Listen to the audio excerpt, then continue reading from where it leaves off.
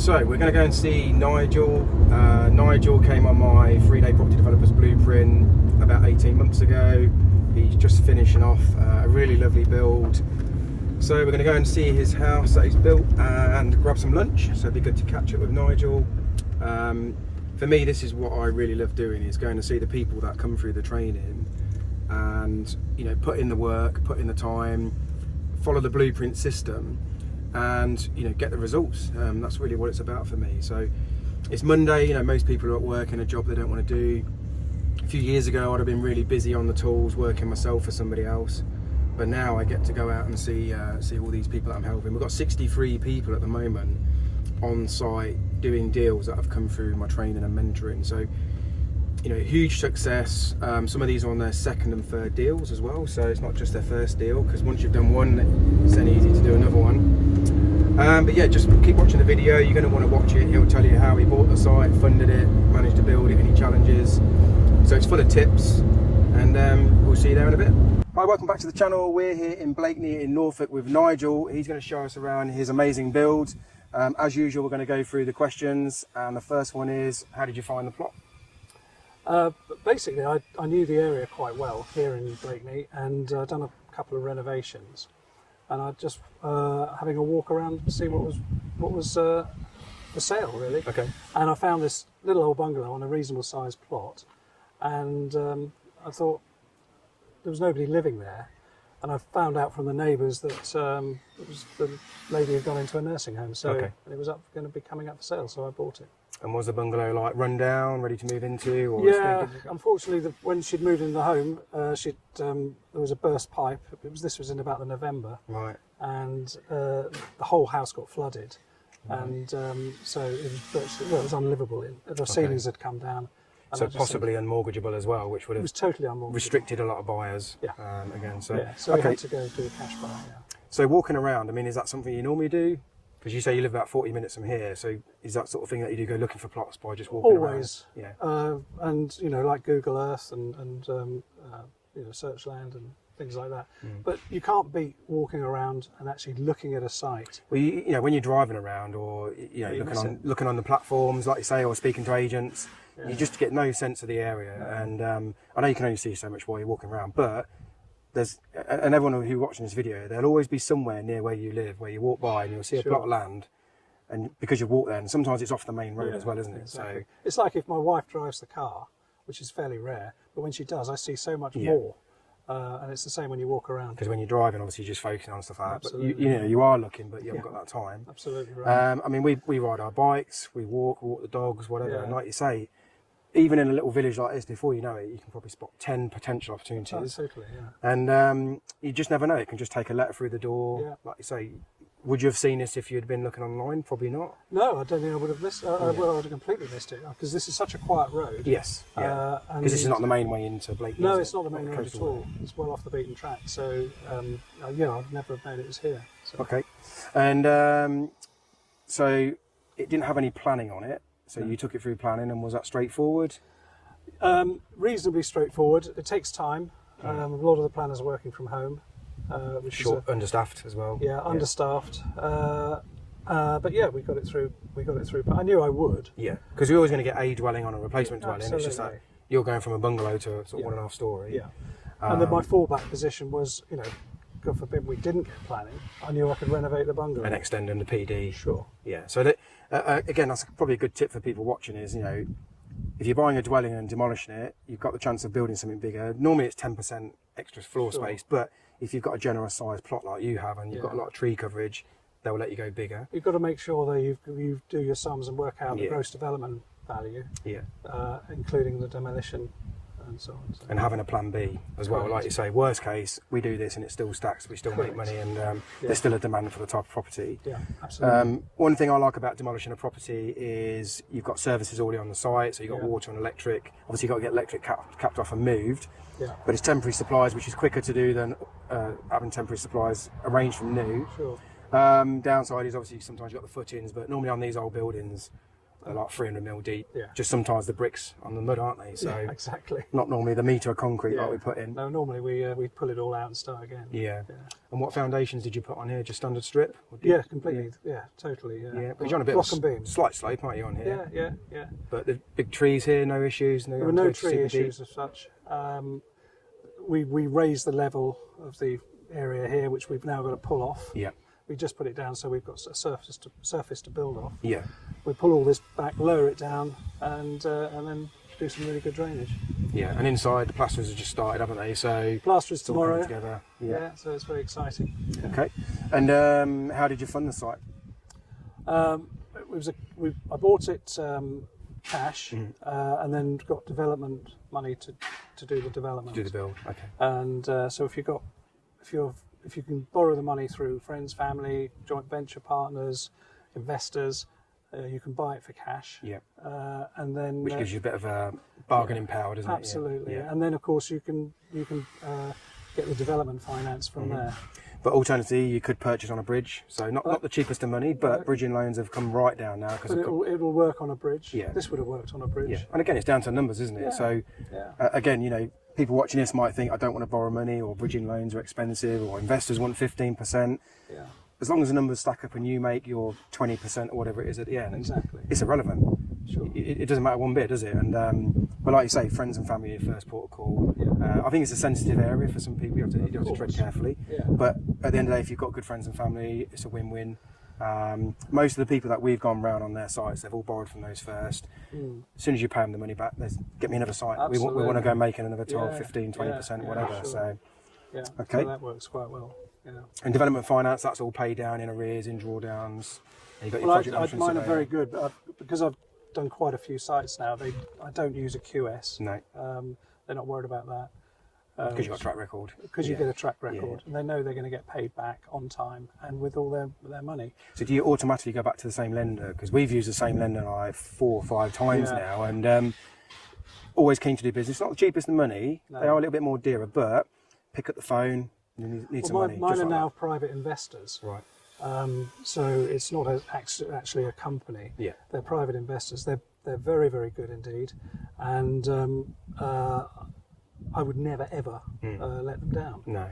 Because that's my reputation, and Yeah. you work your socks off to make sure that they're satisfied. Yeah, and you know, at the beginning of someone's journey, you don't have that team, and you might have to go for a few people to. And then you go to absolutely, Yeah. And I have done that. So, yeah, it's took you a long time to build up your team of trades. absolutely. And like I say, once you've got trades you can trust and professionals you can trust, Sure. the business really works itself, doesn't it? You've just got to find the deal. Yes. All your power team do their work, Yes. due diligence, legals, etc. Your funders come in, Exactly. and then you guys get to And do it's the a work. process, and once you know the process, people on your course will learn that process. Once you are comfortable with that, it's just repeating it, and the element of risk comes out of your head. Yeah, For me to borrow £1.2 million in the beginning, my God, I think I'd have, had change of underpants. But now I go, yeah, that works. It stacks. I'll go and borrow that. there's also certain times of the recession or the cycle where, like you say, you're more than happy to borrow 1.2. In fact, if anything, you'd want to borrow 2.4. And then there's other times, like you say, you wouldn't even want to borrow probably 100 grand. Luckily, we've been through that period. Yeah. I think the other thing is here, you're building a house that would, sell all day long, because not many houses get built around here out of these materials. So there's always going to be the demand waiting for that new house to be built, regardless of the economy, I guess. Sometimes they might have to try and squeeze you down a little bit on the price. But generally, you're building what the market is sitting here waiting for, rather than mass producing like the other house builders who had to take their foot off the gas last year because of the economic situation. Yeah. And nutrient neutrality was a big thing. Do you have water neutrality out here? We do up here, Yeah. but where I live, fortunately, we don't. And I've now got going in for planning down Has there. that just been retracted because of built a new reservoir, or? No, it's you have to prove that you can get rid of your nutrients Right. that you create when you build. Yeah.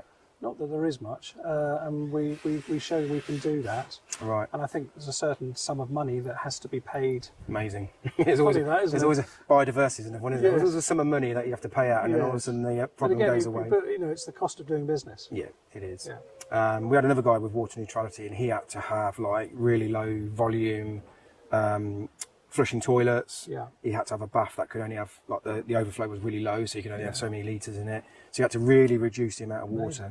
I think even the washing machine had to be a certain volume washing machine. But yeah, there's ways around these things. Yeah. And like I said, I think education is key, and the goalposts are always moving. So and understanding the planning as well, because they've just brought out this BioNet. PNG, ENG.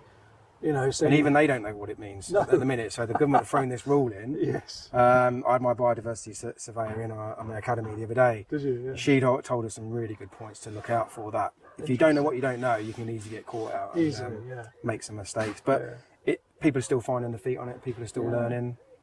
It's just here. It's just another hoop, and if you jump through the hoops, you will be successful. Well, I get it, because I do think developers do need to be a bit responsible. If you're taking away a load of greenery and stuff like that, then we can't just keep doing it, because there's going to be nothing left. Yeah. So I do think it's good. I just think when they treat everybody the same, it's very difficult, because every single site is different. Yeah. And some of these small infill sites are going to be a challenge, and they are going to have a fee paid to it, so which could be a few grand, which you factor in. To do something off-site. Something off-site, which, like I say, costs you some money. But it's here, and the sooner you learn about this stuff, the sooner you move forward with developments. And the other developers who don't want to learn the new rules, they're either going to get caught out or they'll back off and go and change. It's like strategy. Here, with the ecology we had to do, we had to put a swallow box in. Yep. Bat box in. You got to put B bricks. We had to put a B brick in. Yeah, B brick. Yeah, that's all in now. Yeah, so little things. I mean, they're not major costs, and again, they're all good if we all do those little things. I think it's a great thing. Yeah, I think it's good. For sure. We do a lot of planting as well. Yeah, we always landscape everything. Big variety of plants. Again, I think for us, when someone pulls up here, because we were saying how we finish our houses generally before we put them on the market, or we'd get them to the point where the landscaping's all done and maybe the drive's just not finished. Sure. But when someone pulls up, they can see that you've gone above and beyond what other developers do. Just they want to concrete everything. 6-foot fence all the way down each side, whereas we try and leave trees in and conifers, and we try and leave as much as we can, because when it does get built, it does look better later on. I presume like the hawthorn, all that to stay in. That had to stay in for planning purposes. But that'll all be trimmed down, manicured and trimmed. And we've got some nice bedding going across there. And the other thing I'd always say, I've said this to you before, is that if you can do your own viewings, and if you're passionate about selling your product, if you like, you know more about it than the agents. Yes. So I would always advise people to meet the purchasers and be passionate about what you're selling, and 98% of the time you'll be successful. Yeah, I mean, we don't want to tar all estate agents with the same brush, but like you say, the majority of them are just really there. I'll go and have a look round. Yeah. Let me know if you want to put an offer in, and that's as much as it. Whereas you've been here probably over a year from buying the place to surveys to actually building it. So you've come in from all different ways. You've probably got speaking to the neighbours. And I asked you straight away, how far is it to the beach? Yeah. And you even told me in terms of how many cricket balls you could throw to get there. And the estate agent's probably going to be like, well, I don't know. Where is this? I don't know. Exactly. So. And that could be a big difference between you selling the house at full asking price or above the asking price, rather than an estate agent saying, well, we've had a cheeky offer, 100 grand less. And you're probably thinking, well, if that's the only buyer.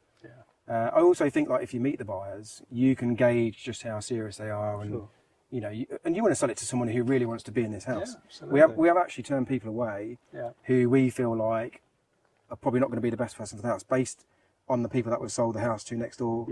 Because we don't want the neighbours clashing, sort of thing. It's probably just such a big difference in the neighbours. We're saying, well, actually, they've got kids. It'd be good if these got kids.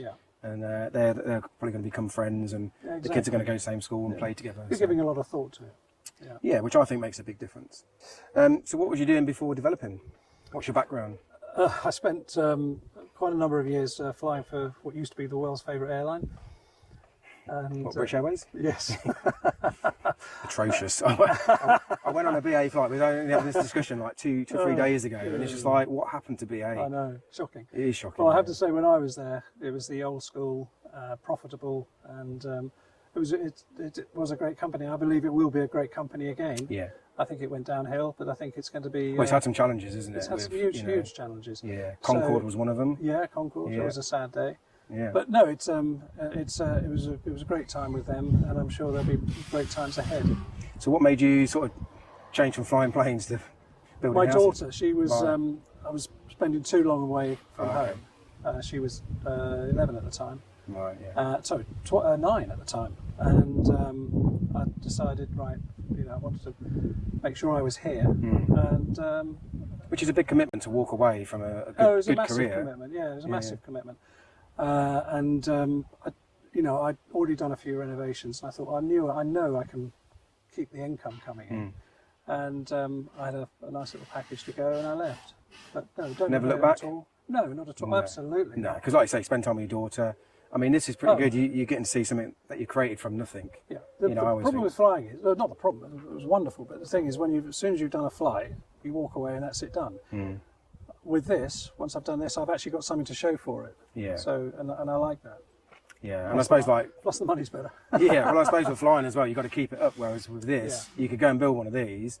Do you know what? I fancy a year off now. I'm just going to go and chill out on the beach. You talked about buying yourself a boat and a villa. Yeah. And you can say, do you know what? Yeah, I'll have a couple of years off and I'll come back to this and, whether it's ride a certain time out of the market or I'll keep putting in low offers until I get the right property. Yeah.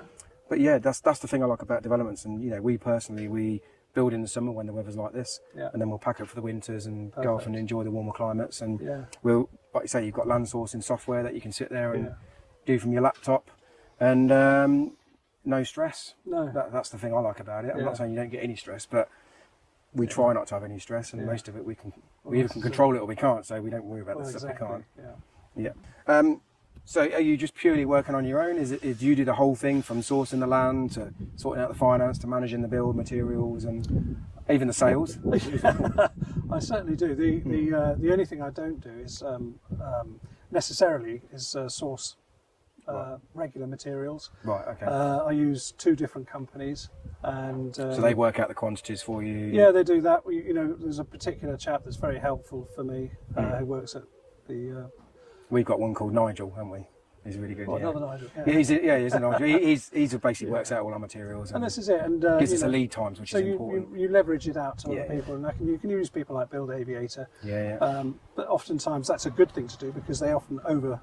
They do, yeah. It's like you say, if you've got that, if you stack your deal up based on their numbers, like you say, there's a good chance you might come in 5, maybe even 10% better off. Yeah. Same with QSs, they always overestimate. But no, I, as I was saying to you before, I can't hang a picture. No. Not straight anyway.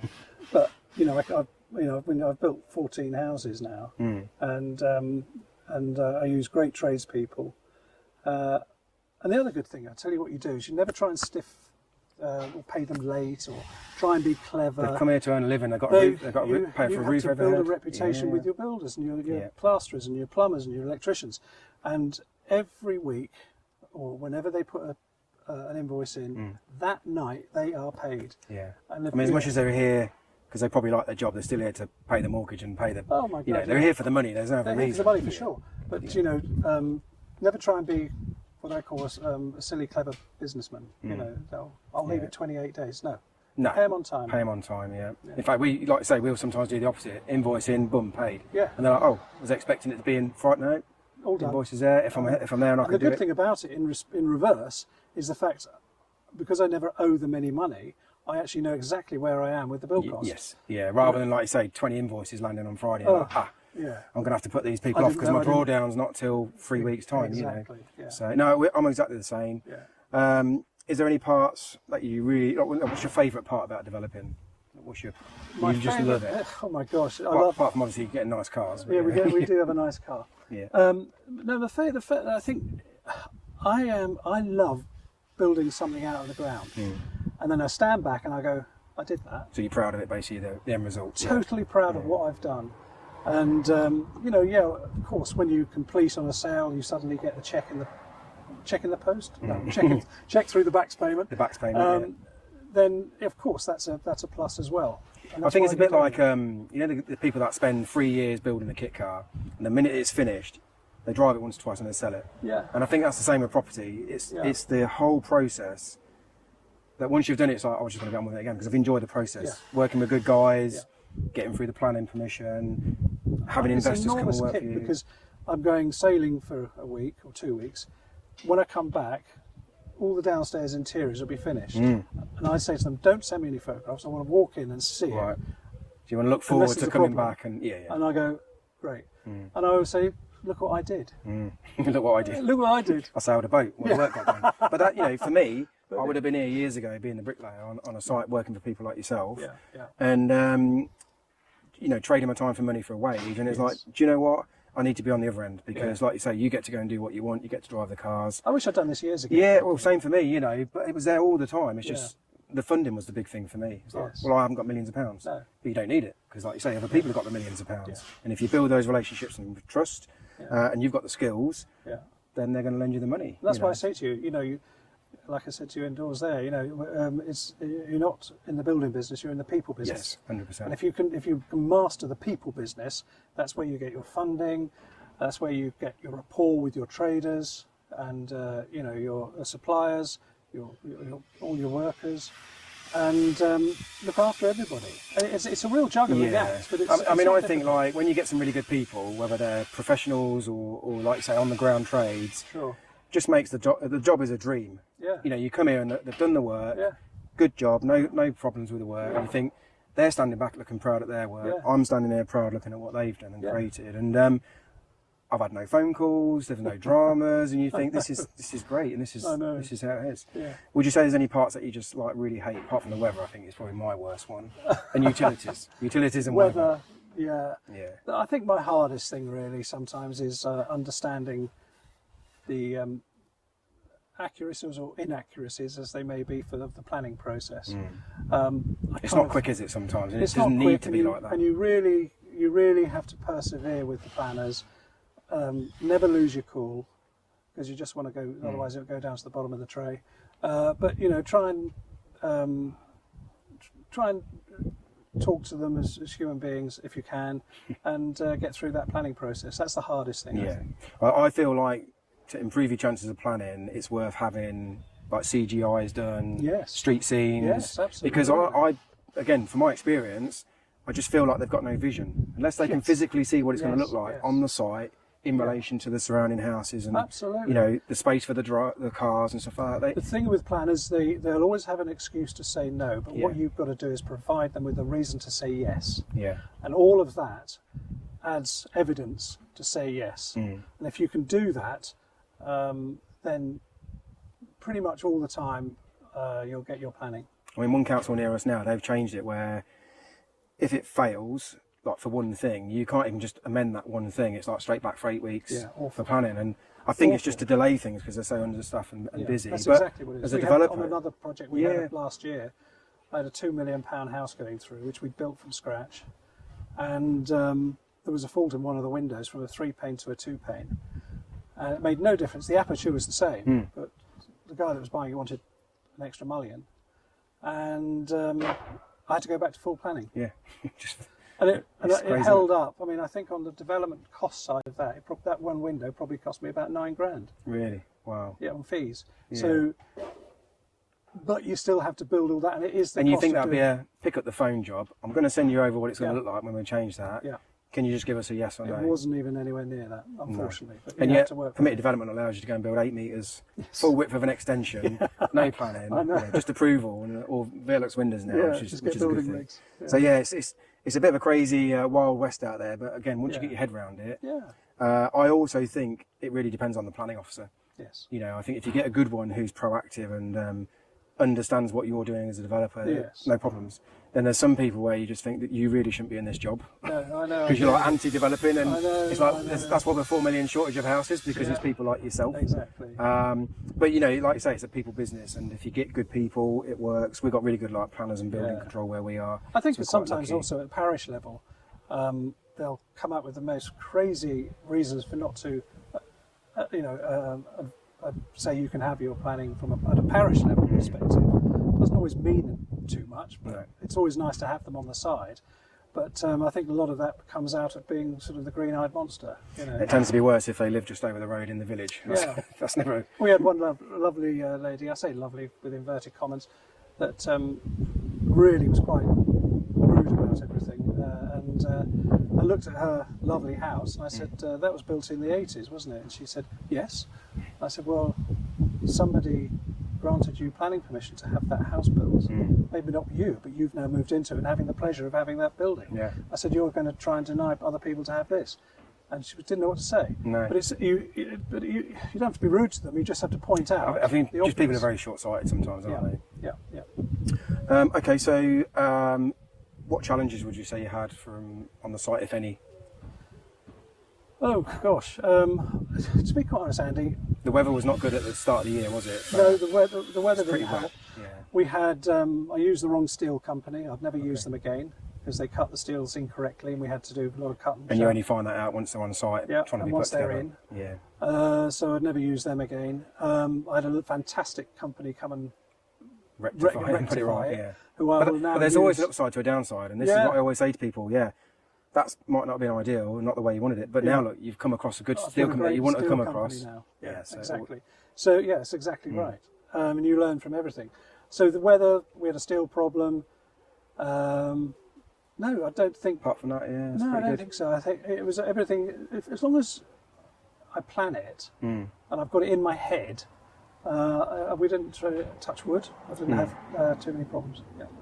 Good stuff. And you're coming back on my 3-day training in October, yeah, but this looking time you're forward to bringing it. your daughter back, so that's Well, for me that's really good. I think that's really important. Well, I think to do. you'll be able to give her, rather than her dad, a bit of a more of an insight into it and the reasons why, and a grounding in it.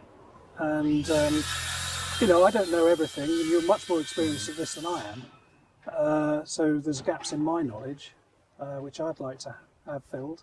So yeah, I'm really looking forward to it. Yeah. Do you think, like my sons are 22, do you feel like when she's learnt over the 3 days, do you think she's going to have a look at things very differently to you because of the age difference? Like, I always think like you need to look at people who are experienced, but the 20-year-old generation, they've still got a completely different view to what we have, and I think it's important to listen to that because they're looking at 30 years' time, aren't they? Yeah, no, of course, and I do listen to her.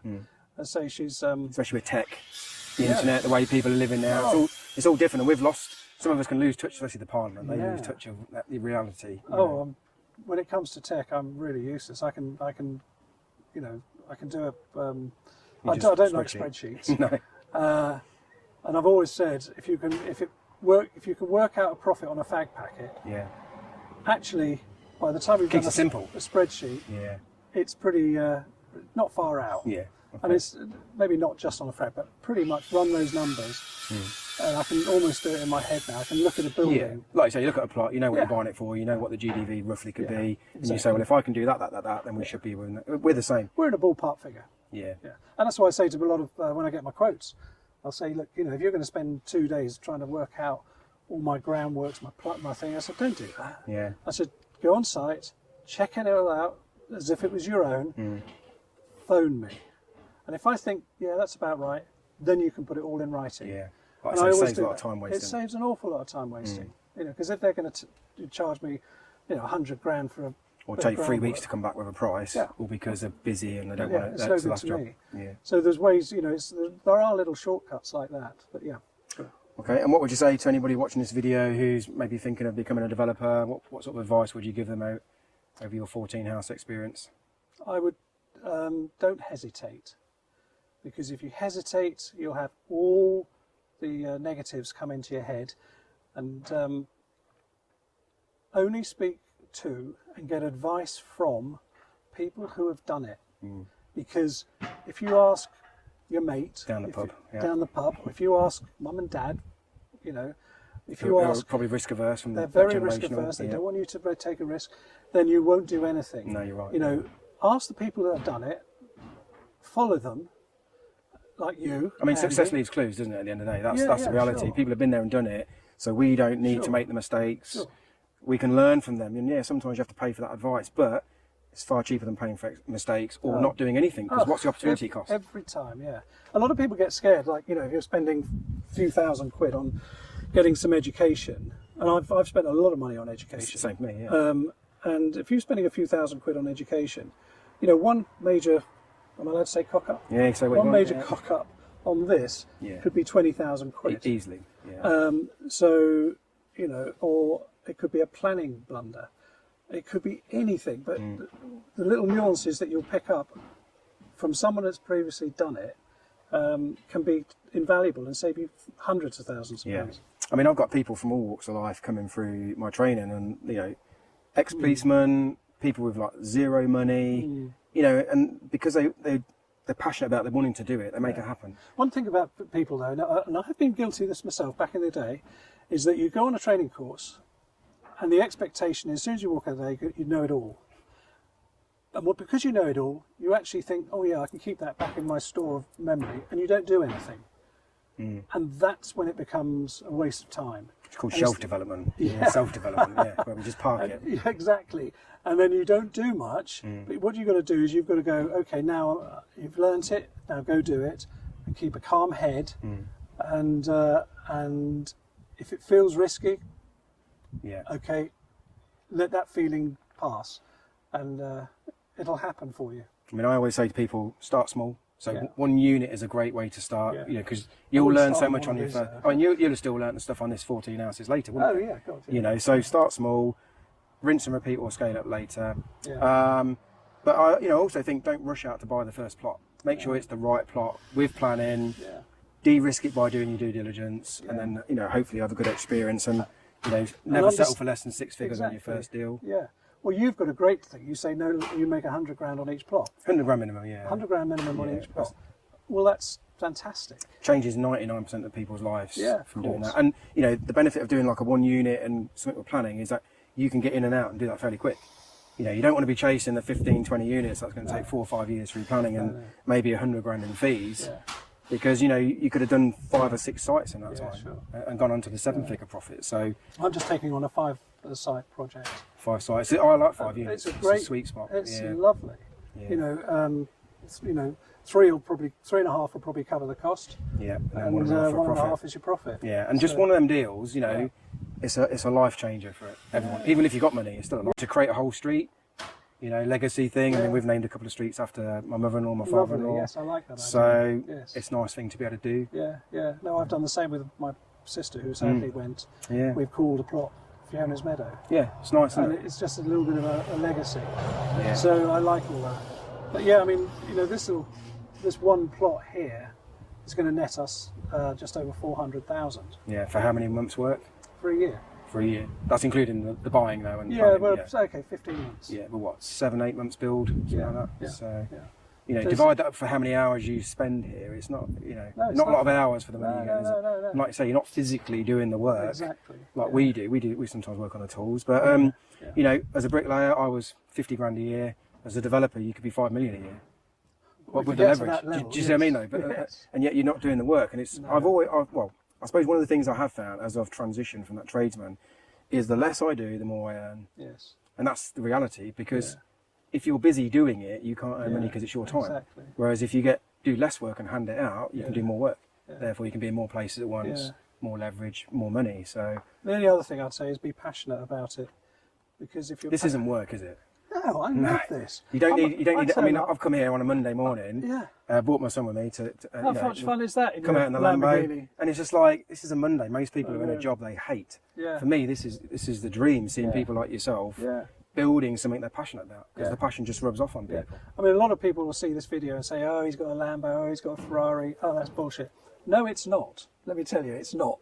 This is the spoils of our work and our passion, and the risk you take. And the risk because you've got to remember that we are taking risks. But we're also taking it as a calculated risk.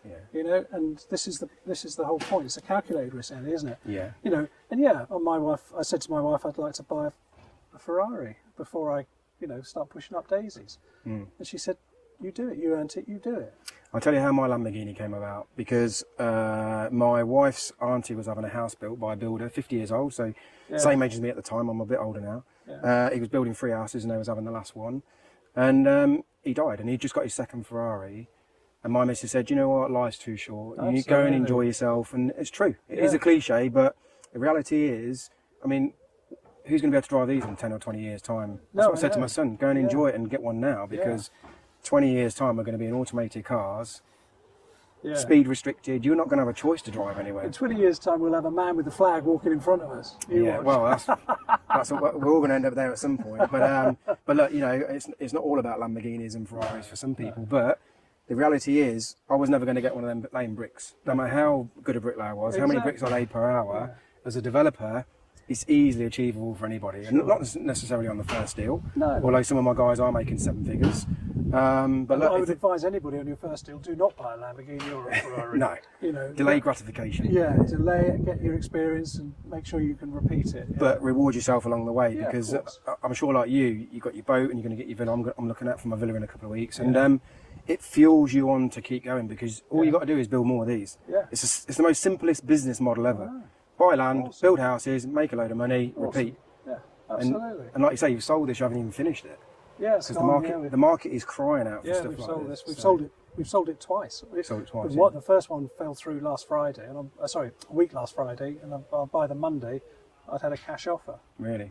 Yeah. So it just shows, isn't it? Yeah. No. So yeah, but no. So I hope you've enjoyed this video. We're going to go and grab some food now, aren't we? And celebrate the wins. And I'll put your details in the bottom of how people can get in touch with you. If they've got land, I mean, you're happy to take land through planning. You know, if anybody wants to, what sort of areas? Has well, lots of things. You know, I can do a bit of help if I can. Ask a few questions at any time. I don't mind. But you know, I'll be interested in anybody who's investors, joint venture partnerships, anything really. If you've got land and stuff like that, you know, we'll take a look at anything. And for you, you know, I've known you a little while now, but you know, it's all about the win-win with you, isn't it? Like you know, I know people talk about greedy developers and all that. No, we're not. Greedy people don't last long in any business. Never. It doesn't matter what it is. If you're saying it's a people business, it's got to be a win-win. The vendor's got to be happy, the developer's got to be happy, the numbers work, and providing you come to that arrangement, then everybody wins and everybody's happy. And that's the only way you go into either a deal with a landowner or an investor, you know, where everybody's 100% happy. And that's the way to do business. And if you can go and do that and say, right, has everyone got everything they want, you're always going to work in business. You know, everyone wins and gets the results. Right. So. No, it's been a pleasure. Thank you so much. Thank you so much. Yeah, thank you very much. See you on the next one.